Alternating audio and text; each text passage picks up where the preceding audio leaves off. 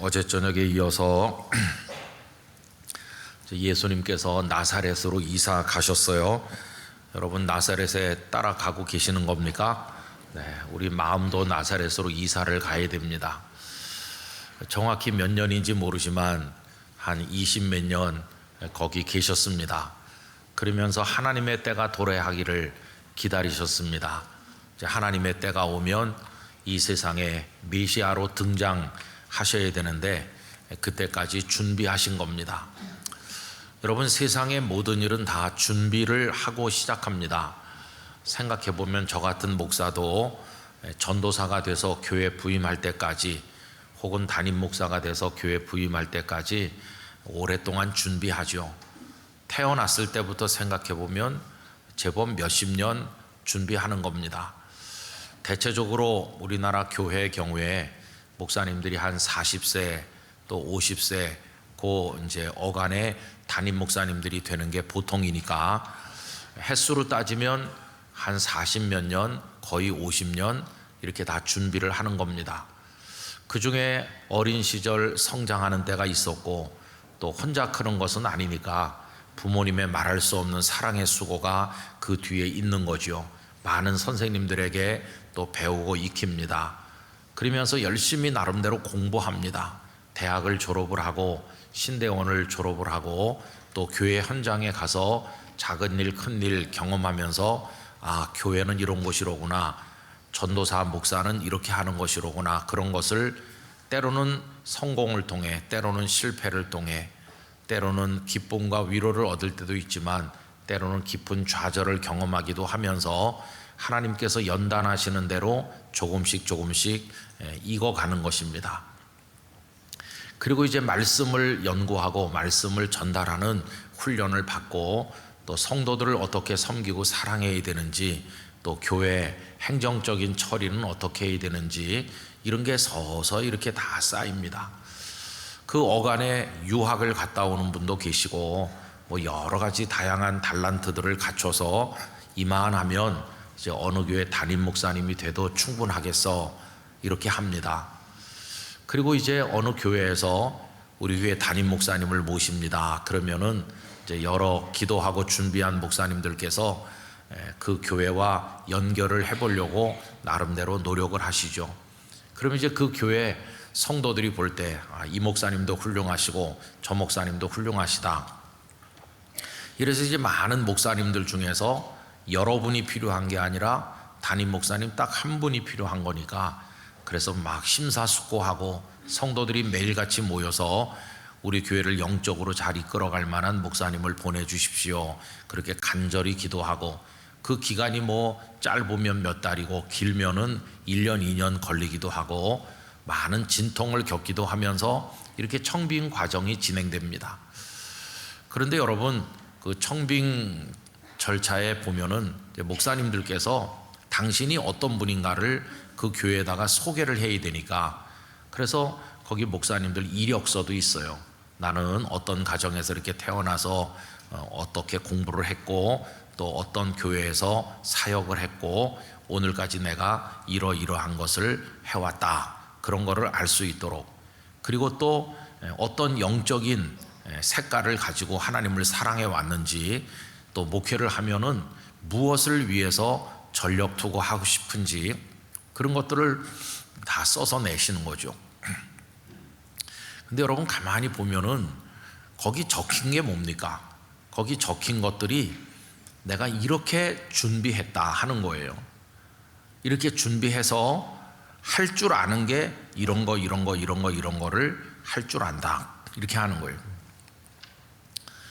또 저는 요즘에 이제 우리 교회 목사님들이 또 다른 교회 담임 목사님으로 부임하시는 과정에서 그 교회들이 저에게 추천서를 써달라고 하는 거예요. 추천한다는 거는 좀 부담이 되는 거죠. 여러분, 우리 세상에서 살아갈 때 보증 잘못 써면 큰일 나는데, 이게 보증 서는 거랑 비슷해요. 그래서 이제 추천할 때 기도를 많이 하게 돼요. 우리 목사님이 잘 준비된 목사님이 되셔서 그 교회 가서 잘할 수 있게 해주세요. 이렇게 하면서 저도 추천서 쓸 때 거기다 뭘 쓸까요? 이 목사님은 이런 것도 잘하시고 저런 것도 잘하십니다. 이렇게 쓰겠죠. 다 그런 거예요. 지금부터 몇 년이나 지났을까요? 한 20년 좀 됐을까요?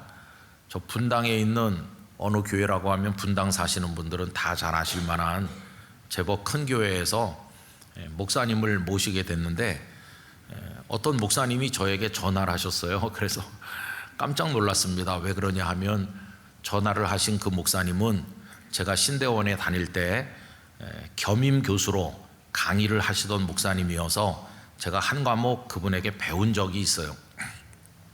그리고는 아무 연락도 없이 저는 부산에 지내고 그러는데 아니 어떻게 전화를 하셨습니까? 그랬더니 그 목사님 말씀이 김 목사님 제가 이 교회 지금 임시 당회장으로 와서 이 교회를 돌보고 있는데 담임 목사님 모시기 위해서 노력하고 있습니다. 그러신데요. 그런데 많은 목사님들이 자천 타천으로 연결이 됐는데 우리가 최종적으로 김 목사님을 최종 후보 3명 속에 포함시켰습니다. 목사님 언제 설교하러 올 수 있는지 설교를 우리 3분 목사님을 모셔서 들어보려고 그러는데 목사님은 언제 올 수 있나요? 이렇게 저한테 전화를 하셨어요. 그래서 제가 무슨 소리인지 알아듣지를 못했어요. 왜냐하면 목사님 저는 그 교회에 지원한 적 없습니다. 저는 그런 거 한 적이 없는데 어떻게 저한테 이런 전화를 하십니까? 그랬더니 여기 김은성 목사 서류가 다 있다는 거예요. 제 이력서도 있고 제 소개서도 있고 아니 나는 한 적이 없는데요. 그랬더니 여기 있는데 그래서 저는 지원 안 했으니까 그 뭔가 잘못된 거니까 저는 빼주세요. 이렇게 했어요. 도대체 이게 진짜 설교 시간에 할 말은 아니지만 귀신이 고칼 노릇이 설교 시간에 할 말은 아니에요. 그죠? 삭제해 주시기 바랍니다. 그래서 도무지 이해를 할 수가 없었어요. 그렇게 한 일주일 열흘 어떻게 된 일인지 이렇게 하고 지났어요. 그런데 나중에서야 알게 됐어요. 어떤 분이 연락을 해가지고 아니 목사님 왜 거기 설교하러 안 갔느냐는 거예요. 아니 그 얘기를 어떻게 하세요? 그랬더니 목사님은 그런데 지원할 사람이 아니기 때문에 내가 서류 만들어 갖고 그분이 제 서류를 대신 만들어 가지고 낸 거예요. 그분도 목사님이에요. 대신 낸 사람. 그분도 목사님인데 하도 제가 어이가 없어 가지고 아니 남의 그 목회 그거를 어떻게 목사님이 뭐 서류를 만들어 막 내고 그러느냐고. 그래서 조금 언쟁이 있었어요. 그래서 제가 이제 마지막에 물어봤어요. 그래 거기다 뭐라고 써서 냈냐고. 그랬더니 그분이 이렇게 말하는 거예요. 뭐든지 다 잘한다고 썼지. 아이고 하도 오래돼 가지고 뭐 그때 이제 그런 해프닝이 있고 그 교회 어떤 목사님이 부임해 가셨어요. 그래가지고 아마 그분이 거의 은퇴를 했던가 좀 은퇴할 때가 됐던가 그래요. 그러니까 이게 20년 넘은 얘기니까 그런 참 웃지 못할 이상한 일이 있었는데 여러분 보세요. 그분이 저한테 하는 얘기가 다 잘한다고 썼다는 거예요. 근데 저도 그렇습니다. 저도 우리 목사님들 추천서 쓸 때 이 목사님은 이것도 못하고 저것도 못합니다. 그런 거 써서 추천서 보내면 되겠어요? 그래서 이 목사님은 이런 것도 잘하고 저런 것도 잘하고 천사에 준하는 성품을 가졌고 아주 훌륭하다 이렇게 써가지고 이제 보내는 거예요. 추천서. 근데 이런 걸 가만히 보면서 성경적인가 이런 생각을 해보는 거예요. 여러분 본인이 본인을 소개하는 서류를 낼 때도 잘하는 거 혹은 할 줄 아는 거 이런 걸 쭉 써요. 그래가지고 그 밑에 어떤 자격증이 있느냐를 쓰는 칸이 있잖아요. 그럼 하다못해 운전면허 1종 이제 그것도 자격증 중에 하나예요. 할 줄 아는 걸 써서 내요. 추천서도 잘한다고 써서 내고. 근데 여러분, 저는 하나님 앞에 엎드릴 때마다 성경적이 아니다, 그런 생각이 드는 거예요. 성경과는 반대다, 우리 한국교회가 지금 하는 게. 왜 그런지 아세요? 성경적으로 신앙 원리에 따라서 하려면 사실은 이렇게 써야 되는 거예요. 이 목사님은 참 부족합니다. 이 목사님은 실수도 많고 뭐 잘하는 게 별로 없고 그다지 뭐 이렇게 탁월하지도 못하고 연약한 게 많습니다. 몸도 건강하지 못하고. 그렇게 쓰는 게 성경적인 거예요. 여러분, 이제 우리가 돌아오는 주일날도 우리 교회 올해 표를 같이 묵상하는 시간을 가지려고 하는데, 모세가 언제 하나님의 쓰임을 받았습니까? 모세가 하나님의 쓰임 받은 거는 애굽의 궁궐에서 많은 걸 배워가지고 할 줄 아는 게 많아졌을 때 쓰임 받은 게 아니잖아요. 오히려 정반대로 미디안 광야에서 40년 있으면서 그 모든 걸 다 던져버리고 텅 빈 상태가 됐을 때, 나는 아무것도 못해, 이제 의욕도 없고 나는 할 줄 아는 게 없어, 그러면서 모든 걸 내려놓았을 때 오히려 쓰임을 받았잖아요. 그게 성경의 원리잖아요. 근데 우리는 현실 속에서 성경의 원리를 무시하고 있는 거예요.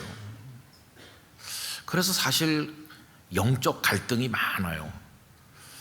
성경은 맨날 읽으면서 성경의 원리가 그거라고 하는 거를 알기도 하고 또 때로는 설교까지 하면서도 현실은 성경의 원리와 반대로 하는구나. 이게 참 마음이 불편한 겁니다. 그러면 추천서를 정확히 쓰려면 어떻게 써야 되겠까요? 아까처럼 이분은 이것도 못하고 저것도 못하고 연약하기도 하고 실수도 많고 탁월하지도 못합니다, 이게 쭉 써야 돼요. 그리고 맨 끝에 한 줄만 잘 쓰면 돼요. 한 줄. 그 한 줄이 뭘까요? 제가 부산에 가서 32살부터 담임 목회를 하는데, 저는 너무 일찍 담임 목회를 시작해가지고 뭐 배운 게 없이 시작했어요. 사실은 한 40대 중반까지는 좀 배워야 되는데 배울 게 얼마나 많습니까? 근데 아무것도 배운 것도 없이 목사 된 지 2년 만에 담임 목사가 되니까 할 줄 아는 게 없는 거예요. 그래서 당회를 모였는데 제 아버지 같은 분들하고 앉아 있으니까 뭔 말을 어떻게 해야 될지 모르겠어요. 재직회 할 때도 참 이 회의하는 게 너무 어렵더라고요. 그래서 이제 막 회의를 어떻게 진행하는지 책을 사서 막 읽어보고 그랬어요. 개회 선언한다면은 그다음에 뭐 하는 거지, 막 이렇게 연구도 하고, 그다음에 무슨 안건이 있으면 가하시면 예하는 건지 예하시면 가하는 건지 그것도 잘 모르겠더라고요. 이제 보통 가하시면 예하세요 이렇게 하는데 헷갈려 갖고 예하시면 가하세요 그러면은 앉아 있는 재직들이 가 그러거든요. 그럼 가야 되는 거예요. 그것도 할 줄 모르면 가야지 뭐. 그래서 다 이구동성으로 가 그러잖아요. 뭐 아는 게 없이 시작하는 거예요. 그래서 그 다음부터는 절치부심하면서 나도 좀 할 줄 아는 게 있어야지. 저는 그 교회 갈 때 그 흔한 운전도 할 줄 몰랐어요. 제가 이제 전도사로 부목사로 있던 교회는 신방 갑니다 그러면 봉고차에 교회 기사 집사님이 있어가지고 태워줬어요.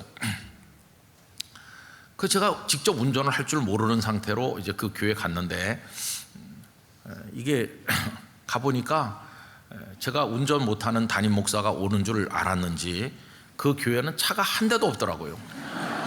교회가 조그맣기도 하고 봉고차도 한 대 없고, 거기도 제가 어디 신방 간다고 하면은 교회 권사님이나 장로님이 직장에도 안 가고 차를 가지고 와서 저를 태워주는 거예요. 대신방 할 때는 차 있는 성도가 몇 명 있었는데 그 성도들 개인 승용차에 얻어 타고 하루 종일 그분들은 신방 대원이 되는 셈이죠. 그리고 신방을 다니다가 이렇게 해가지고는 안 되겠다. 그래서 저도 이제 가서 몇 달 지난 다음에 운전면허를 땄어요. 그랬더니 어떤 권사님께서 봉고차, 그때 진짜 봉고죠, 봉고를 한 대 이제 사서 교회에다 바쳤는데, 장로님들이 걱정하면서 왕초보 목사가 새 봉고 몰고 가다가 사고 날까봐 걱정을 태산같이 하더라고요. 그래도 여러분, 제가 여호수아 1장을 많이 읽어서 강하고 담대합니다. 그래가지고 그 봉고차 나온 지 며칠 안 됐을 때, 면허 딴 지 며칠 안 됐을 때, 제가 외관이라고 하는데 아세요? 대구 넘어 외관까지 저에게 생명을 맡긴 그녀와 그 다음에 둘이서 외관의 결핵 요양소에 신방을 갔다 왔어요. 그걸 몰고, 그리고 거기 결핵 요양소에 집사님 한 분이 굉장히 사선을 넘나드는 결핵 환자가 있었거든요. 그래서 가서 신방을 하고, 갈 때 올 때 차선 변경을 못해서 계속 화물차 뒤에 천천히 따라왔어요. 그래도 저는 사고는 안 냈습니다. 근데 저 운전 못한다고 걱정하던 장로님이 오히려 그거 몰고 나가서 전봇대를 받아가지고 사고가 났지. 근데 그러면서 이제 운전도 배우고, 그것만 배워서 되겠습니까? 목회를 어떻게 해야 되는지를 배워야 되잖아요. 그래서 목회 세미나를 많이 다녔어요. 목사님들 모셔다 놓고 뭐 이런 거 저런 거, 구역 운영은 어떻게 해야 되는지, 교회 학교는 뭘 어떻게 해야 돼, 이런 거 하는 데가 많이 있었거든요.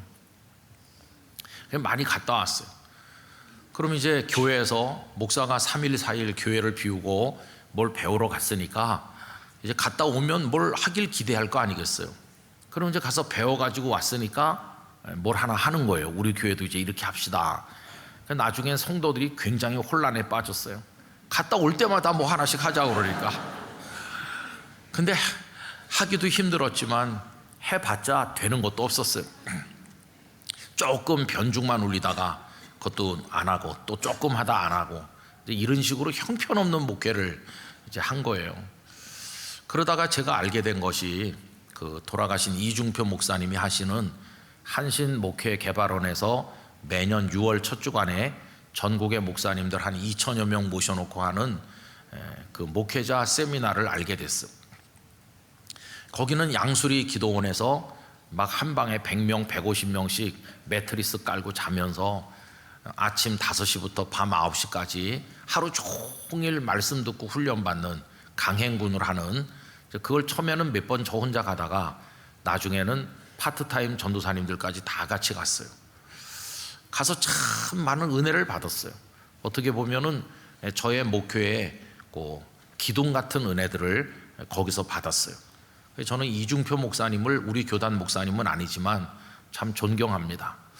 근데 그분이 예수님을 닮길 원했던 그 마음, 또 예수님이 십자가를 지고 죽으신 것처럼, 그래서 우리를 살게 한 것처럼 우리가 별세해야 된다. 다 자기를 죽여야, 가장이 죽으면 가정이 살고, 목사가 죽으면 교회가 살고, 나라 지도자가 자기를 죽이면 나라가 산다. 그런 원리를 그분이 가르치셨거든요. 그래서 이제 거기를 가서 이렇게 보면은 우리나라의 대단한 목사님들이, 우리나라의 완전 탑 클래스에 있다고 소위 말하는, 이름 석자만 되면 누구나 다 아는 그런 분들이 강사로 한 10대분 왔다 가는 거예요. 하루에 몇 분씩 3박 4일 하니까 막 굉장히 기라성 같은 목사님들이 왔다 가시는 거예요. 그래서 이제 거기 가서 그 목사님들의 말씀에 완전히 감동받고 빠져들어갔어요. 그래서 처음에 한 몇 해는 굉장히 그 목사님들이 부럽더라고요. 어떻게 저 목사님은 저렇게 말이 술술 나올까? 어떻게 저렇게 설교를 잘할까? 저 목사님이 가진 성경이나 내 성경이나 똑같이 대한성서공에서 만든 건데 어떻게 저 목사님은 저 성경을 읽으면서 도대체 나는 발견하지 못한 진리를 발견할까? 그러면서 그 목사님들을 부러워했어요. 부러움이 참 크더라고요. 진짜 부러운 거죠. 그 목사님들을 부러워했어요. 그다음에 두 번째는 뭐냐 하면은 나도 좀 잘해봐야 되겠다. 그래서 제가 자극을 받는 거죠. 좀 잘해봐야 되겠다고 하는 자극. 그러면 그 자극을 받으면 어떻게 나타날까요? 노력을 하게 되겠죠. 노력을 많이 하는 거예요. 근데 노력하는 건 좋은데 그 노력이 좀 이렇게 초점이 빗나가는 거예요. 진짜 해야 될 노력은 안 하고 안 해도 될 노력만 많이 하는 거예요. 예를 들면 일단 그런 데 갔다 오면은 그 목사님들처럼 하고 싶은 욕망에 책을 많이 삽니다. 책을 잔뜩 사다 놓고 그 책을 다 독파하면 잘하는 줄 알았거든요. 그 다음에 전에도 말씀드린 것처럼 30분 설교하는 걸 뭘 원고를 보고 하겠냐. 원고를 다 통달해 갖고 그냥 머릿속으로 다 집어넣어서 원고 없이 그냥 쫙 해야지. 그런 것도 또 해보기도 하고 별거 다 해봤습니다. 그러다가 이제 몇 해 지났어요. 처음에는 그분들을 부러워하고 그 다음에는 나도 좀 잘해야 되겠다. 그러다가 한 몇 해 지난 다음에 처음으로 전엔 못 느꼈던 감동이라고 할까요? 그걸 느꼈어요. 그게 뭐냐 하면은 우리 교회 성도들이 정말 불쌍하다. 그건 전에는 몰랐던 감정입니다. 전에는 그런 감정을 몰랐어요. 근데 막 눈물이 펑 쏟아질 만큼 성도들이 불쌍하다는 생각이 들었습니다. 저 목사님이 목회하는 교회 성도들은 매주일 저런 말씀을 들을 텐데 내가 목회하는 교회 성도들은 맨날 형편없는 말씀이나 듣고 우리 교회 성도들도 하나님 앞에 나와 예배하고 11조 헌금 드리고 봉사하고 우리 교회 성도들도 하느라고 다 하는데 목사를 잘못 만나서 너무나 고생하는구나 이렇게 생각하니까 그냥 눈물이 그냥 주체를 못하겠는 거예요. 부모 잘못 만난 자식 고생한다고 부모님 우는 것 같이 우리 교회 교인들이 너무너무 불쌍한 거예요. 그래서 3박 4일 내내 그런 감당하기 어려운 마음속에 고통이라고 할까 그런 거를 안고 애통하는 마음으로 있었어요. 그러다가 이제 돌아왔잖아요. 그리고 이틀 있다가 이제 주일이 오니까 주일날 올라가서 이렇게 성도들을 보니까요. 그 예배당이 조그매가지고 2층은 2층인데 약간 과장하면은 손을 쭉 뻗으면 2층 맨 앞줄에 있는 분하고 악수도 할 수 있을 만큼 예배당이 미니 예배당인데 그 이렇게 자그마한 교회 성도들이 옹기종기 앉아 계시는데 이렇게 보니까 눈물이 나서 설교를 못 하겠더라고요. 다 불쌍한 사람만 앉아 있는 것 같아요. 불쌍하다. 목사를 잘못 만나서 불쌍하다. 그래서 참 그날 제 마음에 뭐라고 힘든 격동을 느꼈어요. 그날 설교 제목이 뭐냐 하면요. 이거였습니다. 우리가 할 수 없는 것들. 그게 설교 제목이에요. 우리가 할 수 없는 것들. 그러면서 여러분, 목사가 부실해서 죄송합니다. 저는 할 줄 아는 게 별로 없어요. 그러면서 할 줄 모르는 거를 쭉 말했어요. 할 줄 모르는 게 너무나 많더라고요. 어떤 사람은 뭐 금식 기도도 40일씩 한다는데 나는 40일 금식 기도도 해본 적도 없고 할 것 같지도 않고, 어떤 분은 또 매일같이 환상도 본다는데 나는 환상을 볼 줄도 모르고, 어떤 사람은 뭐 신유의 능력도 있어가지고 막 이렇게 병자들을 일으킨다는데 나는 그런 것도 못하고, 부산역 앞에 있는 안진뱅이 장애인을 보면은 일어나 걸으라 그래야 되는데 얼른 1,000원 주고 도망가기 바빠. 못하는 게 너무 많은 거예요. 못하는 게. 뭐 신학교를 졸업했지만 성경을 알기를 하나. 한 번은 어떤 장로님이 저한테, 목사님 갑자기 생각이 안 나서 그러는데요, 어떤 성경 구절이 어디 몇 장 몇 절이죠? 이렇게 물어보는데 저도 생각이 안 나더라고요. 그럴 때 생각이 딱 나야 야 과연 목사님이십니다 이럴 텐데, 집에 가서 찾아보겠습니다 이렇게 하니까 성경을 아는 것도 아니에요. 그래서 할 줄 모르는 게 너무 많더라고요. 바울 사도는 셋째 하늘에 올라갔다 왔다 그러는데 나는 셋째 하늘은커녕 둘째 하늘도 잘 모르고, 그러고 보니까 모르는 것 투성이고 할 줄 모르는 것들, 지식적으로도 몰라, 경험적으로도 몰라, 영적으로 무지하기 짝이 없는 그런 모습을 쭉 얘기했어. 설교 제목 그대로예요. 우리가 할 줄 모르는 거. 그렇게 이제 저를 중심으로 쭉 얘기하고 끄트머리에 가서 물어봤어요, 성도들에게. 그런데 여러분은 할 줄 아세요? 이렇게 물어봤더니 잠잠한 거예요. 다 모르는 거예요. 다 몰라. 그분들도 모르고 목사도 모르고, 야, 하나님의 어마어마한 세계가 있는데 우리는 몇십 년 교회 다녔다고 하는데 진짜 장님이구나, 은혜의 세계를 보지도 못하고, 귀가 막혔구나, 주님의 음성도 듣지도 못하고, 주님의 그 어마어마한 능력을 알지도 못하고. 그래서 그날 참 예배가 좀 이상한 예배가 됐어요. 눈물도 많이 나고, 할 줄 모르는 것만 나열하다가 여러분은 할 줄 아세요? 다 같이 모르네, 그죠? 그래서 결론이 뭐였겠어요? 결론이, 여러분, 우리 다 모르니까 좀 아는 사람 되고 싶습니다. 우리도 좀 알고 싶습니다. 그래서 하나님께 좀 알려달라고 몸부림을 쳐봅시다. 그래서 내일 새벽부터 무기한 특별 새벽 기도회를 하려고 그러는데, 알기를 원하는 분들은 나오세요.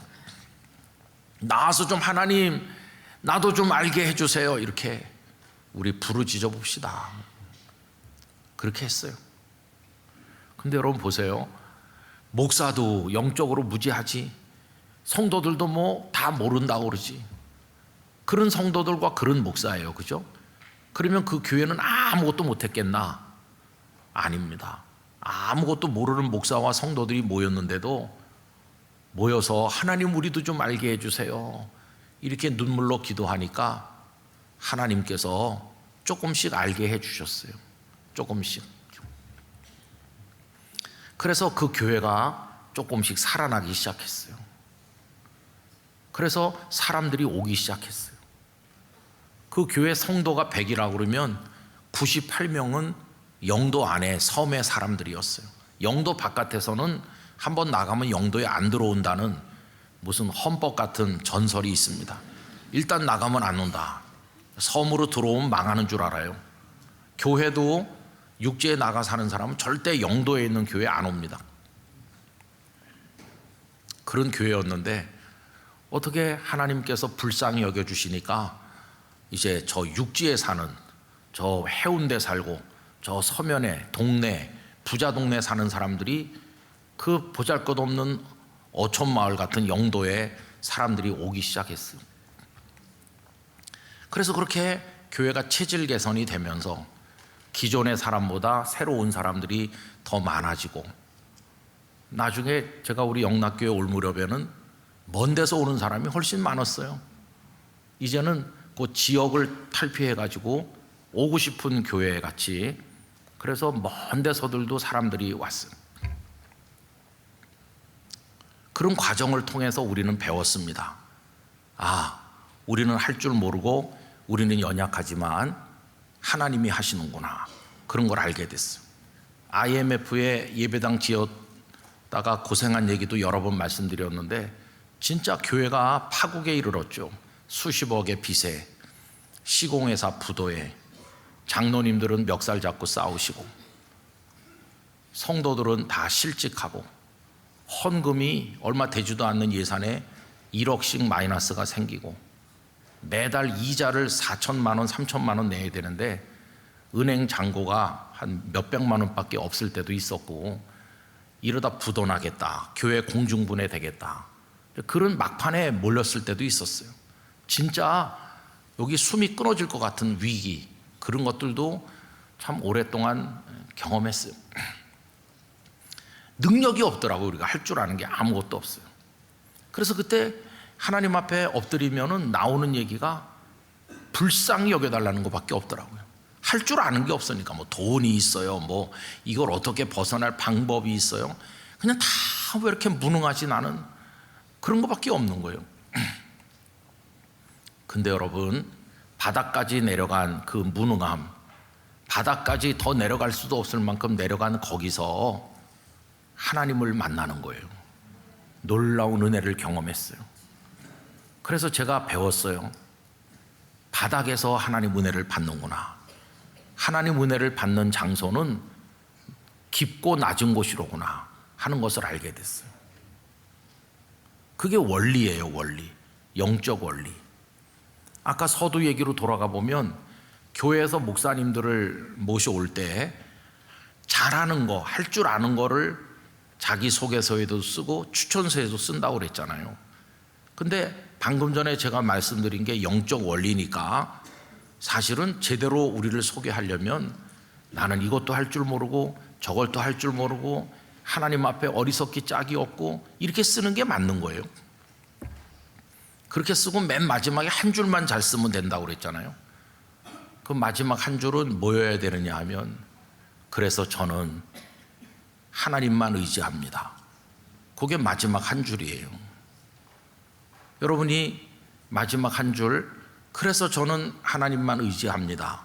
이 한 줄이 2025년을 출발하는 우리 영락교회 성도들의 고백이 되시길 바랍니다.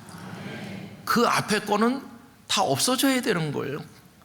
그동안 우리가 살면서 내가 이래도 교육을 얼만큼 받았고 내가 얼마나 교회 봉사를 많이 했냐, 이런 거 할 줄 아는 걸 내세우고 살았잖아요. 우리 교회 항전직 선거할 때도 이제 본인들이 다 이렇게 지원하는, 우리 성도가 많아서 그렇게 안 하면 모르니까 하시는데, 나는 뭐 어느 교회학교 봉사 몇 년, 뭐 몇 년 이런 거 했던 거 하고 있는 거 할 줄 아는 거를 쭉 써서 내잖아요. 근데 그것도 영적 원리는 아니에요, 사실은. 맨 마지막 한 줄을 그래서 나는 하나님만 의지합니다. 요 한 줄을 얼마나 진실하게, 얼마나 고백적으로, 체험적으로 쓸 수 있냐, 그게 중요한 거지. 딴 거는 사실은 의미가 없는 거예요. 그래서 여러분, 우리가 어떤 대장정을 할 때, 새로운 일을 출발하고자 할 때 수십 년을 준비하는데, 목회 나가는 목사님 몇십 년을 준비하고 우리가 다 준비하는데 맨 마지막 준비가 뭘까? 다 준비하고 99% 준비하고 최후의 1% 마지막 준비가 뭘까? 그겁니다. 우리 예수님 나사렛에서 30살 되실 때까지 오랫동안 준비했어요. 아마 예수님께서 나중에도 보면 새벽마다 산에 가서 기도하시고 이렇게 하셨잖아요. 그 기도도 그 전에 다 준비하신 걸 거예요. 예수님 아마 어렸을 때부터 기도 생활이 준비가 되었고 말씀의 훈련이 준비가 되셨고, 그분은 하나님이시니까 모든 걸 다 통달하시는 분인데도 다 준비하셨을 거예요. 그렇게 완벽하게 30살까지 준비하신 예수님께서 이제 메시아로 등장하시기 전에, 무대 위에 올라가기 전에 맨 마지막으로 준비한 게 하나 있어요. 예수님의 마지막 준비 한 가지, 최후의 1%. 그게 뭘까요? 그게 오늘 본문인 거예요. 어저께 우리가 마태복음 2장 끝까지 애굽에서 돌아오셔서 나사렛이란 동네에 가서 사신다, 거기까지 우리가 했잖아요. 그리고 이제 3장으로 오늘 넘어온 겁니다. 3장 1절부터는 그게 예수님 얘기가 아니고 누구 얘기입니까? 세례 요한 얘기예요. 세례 요한이 등장해가지고 이렇게 한다. 그러니까 2장에서 3장으로 넘어오는 그 어간에 세월이 많이 흐른 거죠. 이제 예수님도 요한도 30살이 다 되셔서 요한이 먼저 사람들 앞에 나타나서 이제 말씀을 전하는 거잖아요. 그 요한의 얘기가 쭉 나온 다음에 이제 예수님 얘기가 다시 나오는 게 오늘 본문이에요. 그러니까 예수님 얘기로만 하면 어제 읽었던 2장 끝에서 이제 오늘 본문으로 바로 연결되는 거예요. 그럼 예수님께서 오늘 본문에서 마지막 1% 준비하신 게 뭡니까? 한마디로 말하면 죽음이었어요. 죽음. 예수님은 요단강가에 오셔서 요한에게 세례를 받으셨어요. 요한이 굉장히 당황했습니다. 그래서 왜 저에게 오시느냐 이렇게 말하잖아요. 여러분, 오늘 말씀 14절 제가 읽어보겠습니다. 요한이 말려 이르되 내가 당신에게서 세례를 받아야 할 터인데 당신이 내게로 오시나이까. 여러분, 요한이 왜 말렸나요? 이건 상식적으로 보나 뭘로 보나 말이 안 되는 거예요.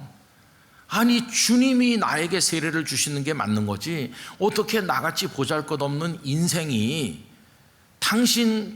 우리 주님이신 당신에게 세례를 준단 말이에요. 이건 말도 안 되는 겁니다. 말렸다고 그랬잖아요. 이게 상식적으로 보나 뭘로 보나 말이 안 되는 거예요. 근데 여러분, 이 역설, 말도 안 되는 역설, 그 역설이 우리가 배워야 될 원리인 것이. 여러분, 우리는 역설을 잘 경험하기를 불편해합니다. 그러니까 내가 뭘 해서 알고 내가 이것도 있고 저것도 할 줄 알고 다 그러면은 나 그거 할 줄 알아요 이러지. 그게 자연스러운 겁니다. 할 줄 아니까, 할 줄 안다고 말해요. 근데 역설을 적용하면 뭐라고 말해야 됩니까? 아유, 저거 잘 모릅니다, 이렇게 말해야 그 역설인 거예요. 아니, 할 줄 알잖아요. 그래도 저는 모릅니다. 근데 영적 원리는 그 역설 속에 숨어 있습니다. 그래서 억지로 예수님이 강권하셔서 요한이 세례를 베풀게 하시고 당신은 세례를 받으신 거예요. 여러분, 그 다음 절 15절은 다 같이 읽어보실까요? 예수께서 대답하여 이르시되 이제 허락하라. 우리가 이와 같이 하여 모든 의를 이루는 것이 합당하니라 하시니 이에 요한이 허락하는지라. 여러분, 거기 모든 의를 이루는 것이 합당하다 그랬잖아요. 여기 의가 뭐냐 하면은 하나님의 원리를 말하는 거예요. 세상의 원리는 내가 너에게 세례를 주는 거다, 세상의 원리대로 하면. 그러나 하나님의 은혜의 세계 속에 하나님의 원리대로 하면 이런 역설도 있는 거다, 역설. 가장 완벽한 분이 연약한 인간 앞에 머리를 숙이고 세례를 받으시는 극도의 겸손, 극도의 겸손인 거예요. 이게 예수님께서 나사렛에서 99%를 준비하시고 마지막 1% 준비를 하는데 보여주신 모습이에요. 극도의 겸손이죠. 보통 겸손이 아니에요. 그 겸손은 결국 무엇으로 이어지느냐 하면은 죽음입니다. 죽음. 세례를 받으셨잖아요. 요단강 물이 넘실대는데 예수님의 몸이 물속으로 쏙 들어갔어요. 이거는 죽음을 의미하는 겁니다. 여러분, 세례는 죽었다가 다시 살아나는 의미가 있어요.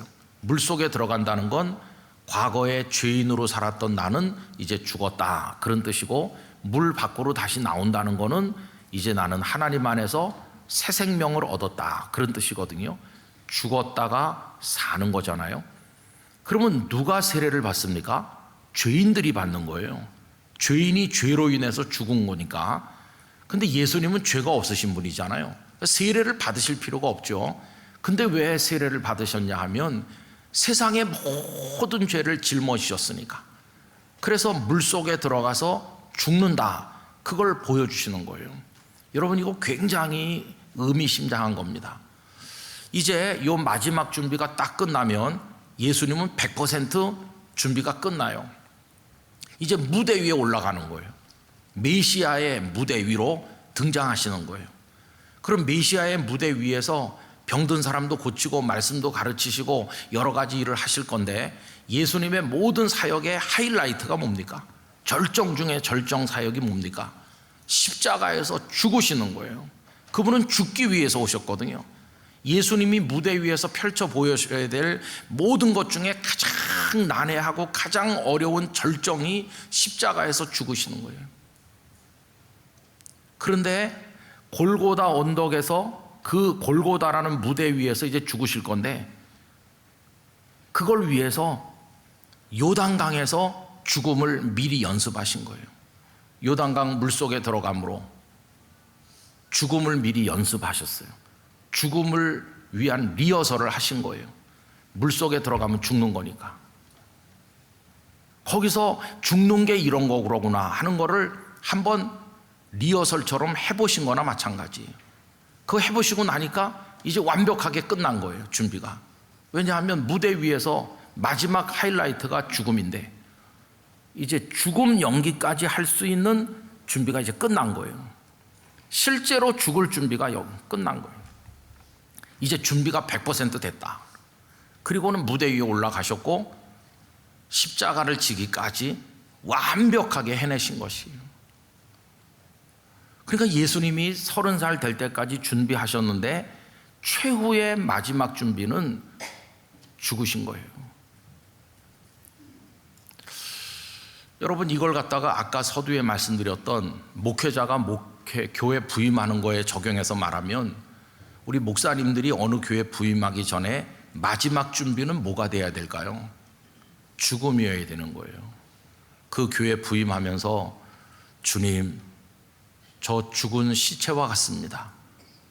저 할 줄 아는 게 아무것도 없습니다. 제가 공부 좀 했지만 아무 소용이 없고, 제가 경험을 좀 했지만 아무 의미가 없고, 저는 손가락도 움직일 수 없는 시체처럼 무능합니다. 그러니 저를 도와주세요. 이제 저는 하나님 당신의 은혜만 의지하겠습니다. 내가 이 교회에 부임해가지고 이제 목회를 해야 될 텐데 나는 철저히 죽고 이제 하나님의 은혜만 의지하겠습니다.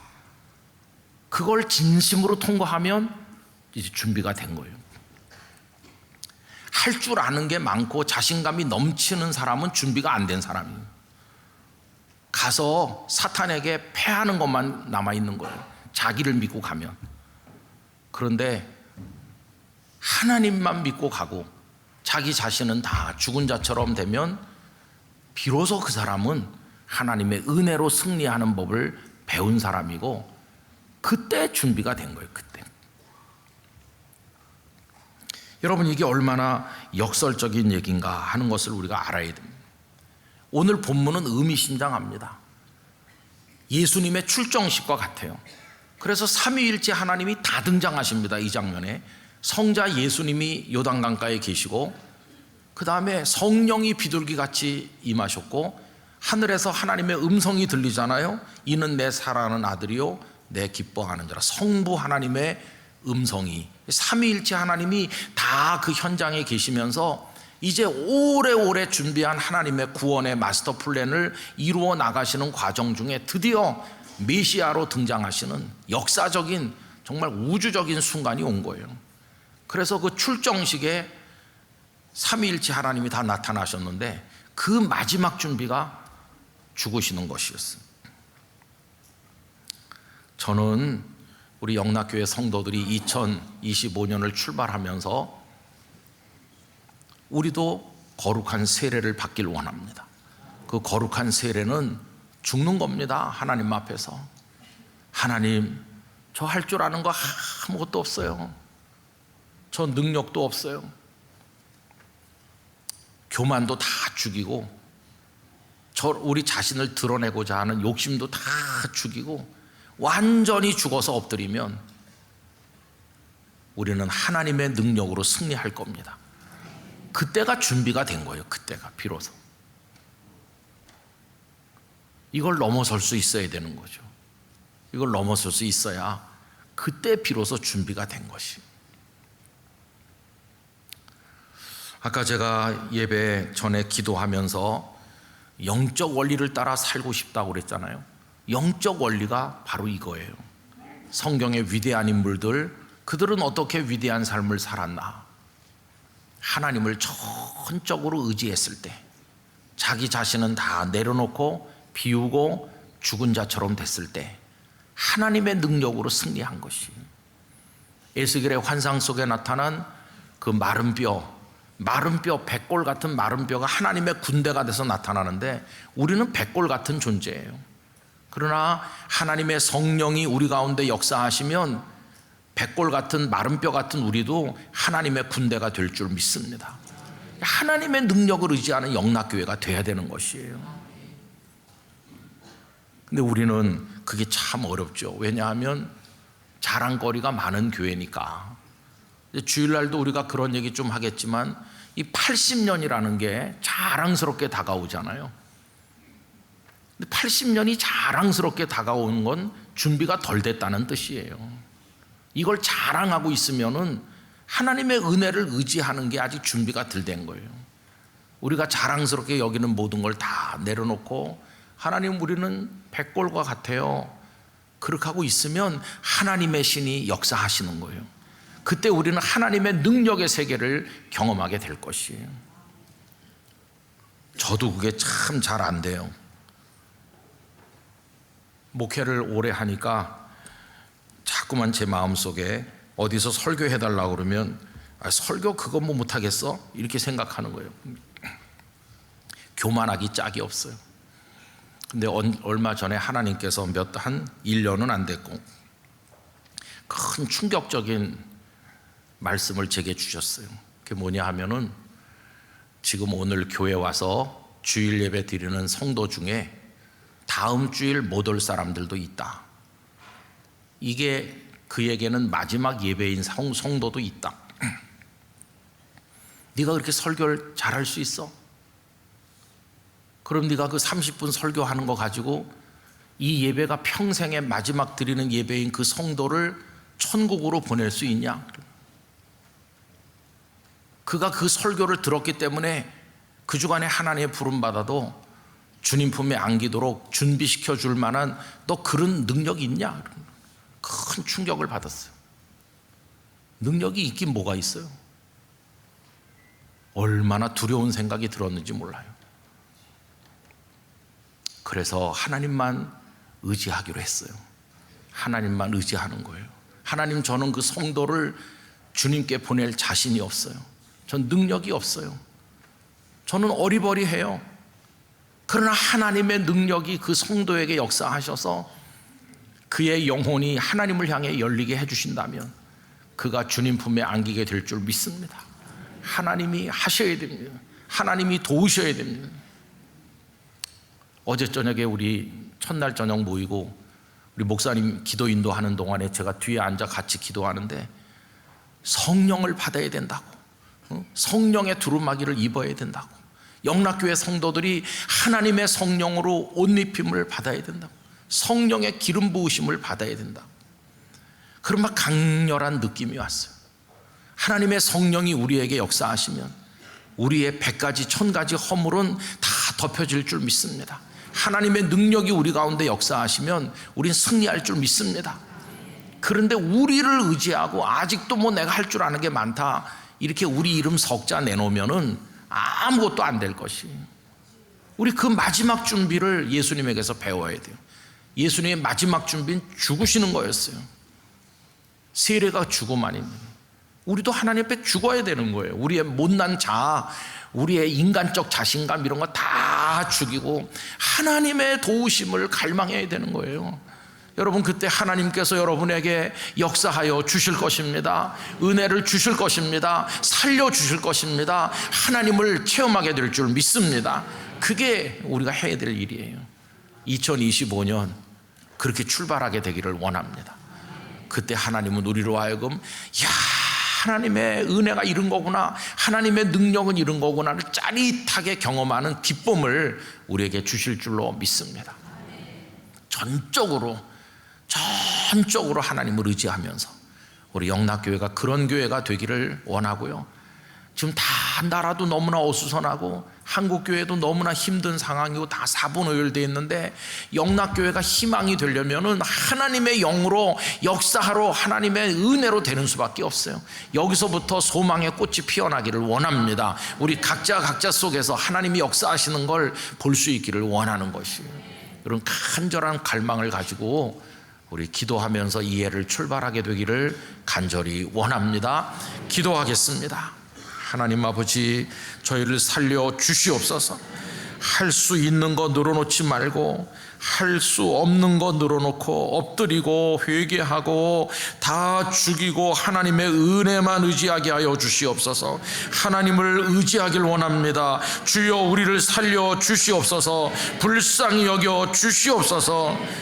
백골 같은 저희들도 하나님의 신이 역사할 때 하나님의 군대로 살아 일어날 줄 믿습니다. 우리 영락교회가 그런 교회가 되게 하여 주시옵소서.